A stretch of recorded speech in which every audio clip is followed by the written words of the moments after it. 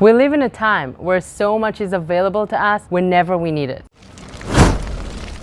Just walking through a supermarket, you can be overwhelmed by the large selection of products on the shelves. And if that's not good enough, absolutely anything and everything can be delivered to your doorstep with just a click of a button. There's unlimited information at our fingertips. It's an era of luxury and convenience that we have never seen before. However, we need to ask ourselves, has it made us any happier? Why is there still so much pain?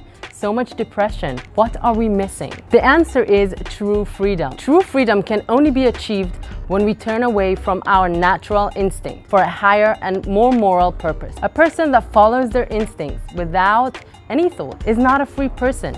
That is a robot. Let's take eating as an example. If I come to the conclusion that I really should not be eating another cookie, and after fighting with myself, I succumb to the temptation, at first glance, it seems I'm experiencing freedom since I'm now free from temptation. But the reality is, I am controlled by the desires of my body, and in the long term, I have not yet experienced true freedom. Freedom can only be found when there is a choice being made. True freedom can only be experienced after the right choice has been made. The foundation of the Jewish people started on Passover. The Torah actually calls this holiday a time of freedom. Zman cherutenu. What's fascinating is that the word cherutenu also spells ruchaniyut, which means spirituality. Because freedom is not simply having what I want whenever I demand it. It's being able to turn away from my robotic, instinctual habits for something more meaningful. This explains why we were in such a rush to get out of Egypt. In fact, it explains why the Jewish people have been in a rush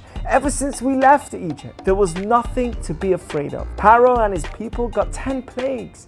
And after so many years of slavery, did we not deserve to relax a bit and take a nice vacation? What's with the rush? The answer is, we were rushing from the slavery of the physical temptation to the worship of the spiritual.